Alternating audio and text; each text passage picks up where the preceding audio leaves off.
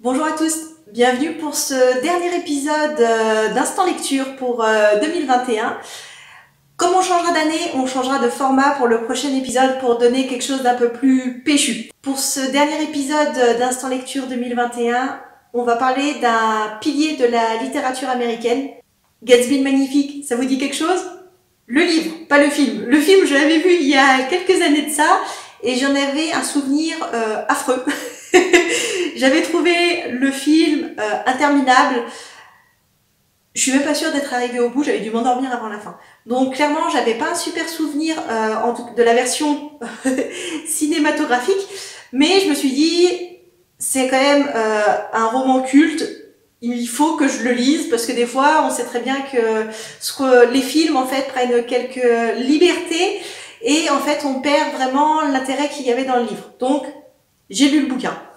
Mais là, le livre, il est assez représentatif du film, ou inversement, réciproquement, comme vous voulez. Je m'attendais clairement pas à ça en ouvrant un livre aussi connu. Si vous avez ni vu le film, ni lu le livre, le résumé il est assez simple. C'est une histoire qui se passe à New York entre les deux guerres. Nick Carraway, c'est le personnage principal, il vient d'emménager dans un quartier plutôt huppé de la ville. Et chez sa cousine, en fait, qui habite pas trop loin, il fait la rencontre de Jordan Baker, vive l'accent, qui est une sportive renommée et qui lui fait deux révélations. La première, c'est que le mari de la cousine de Nick, si vous suivez, la trompe. Et la deuxième révélation qu'elle lui fait, c'est que son voisin, donc le voisin de Nick, qui s'appelle Gatsby, donc Gatsby le Magnifique, et c'est un homme ultra riche qui organise des fêtes déjantées tous les soirs chez lui. L'auteur, en fait, il va nous dévoiler les dessous de cette période qui est clairement extravagante et très luxueuse. L'ambiance, les décors sont vraiment décrits d'une façon ultra précise, ultra pointilleuse. C'est vraiment une fresque sociétale en fait, mais ce que j'ai trouvé un peu dommage à mon goût, c'est qu'en fait, il y a beaucoup trop de descriptions. Alors pourtant, je suis quelqu'un qui apprécie beaucoup ces descriptions dans les romans pour vraiment m'immerger dans l'histoire.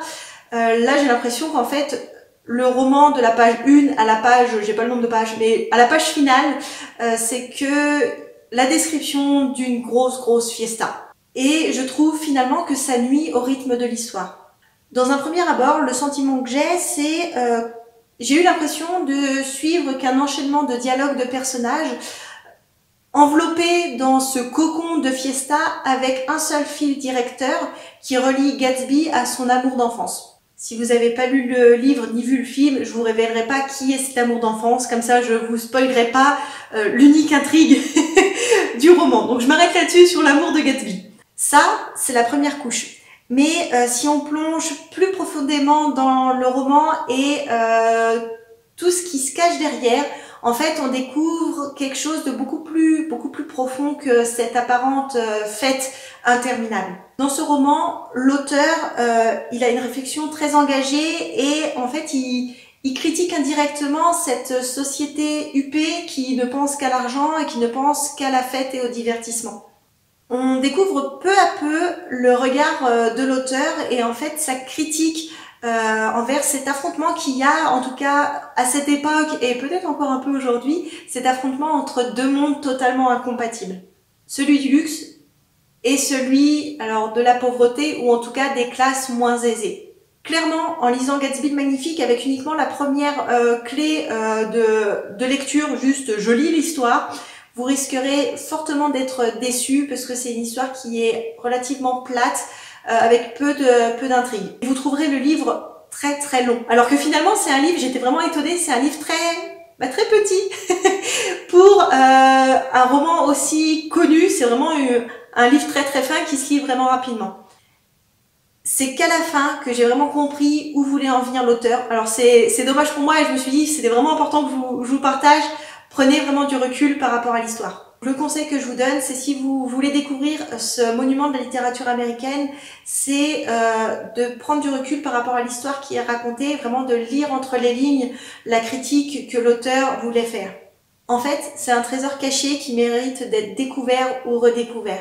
En refermant ce livre, j'ai été heureuse en fait de lui avoir donné une seconde chance après la déception du film. Et clairement, j'ai été honteuse d'avoir dû attendre quasiment le dernier chapitre, la fin du livre, pour avoir enfin compris où voulait en venir l'auteur avec cette histoire-là. Alors maintenant que vous avez la clé de lecture, je vous invite fortement à découvrir ce classique de la littérature. Voilà pour ce dernier épisode d'Instant Lecture pour 2021. Je vous donne rendez-vous d'ici quelques temps avec un tout nouveau format qui vous plaira, je l'espère. En attendant, je vous souhaite de belles fêtes de fin d'année. Profitez bien. Si vous êtes en vacances, c'est l'occasion de mettre un gros pull, de sortir un plaid et de prendre un bon bouquin pour passer du bon temps. Je vous dis à très bientôt.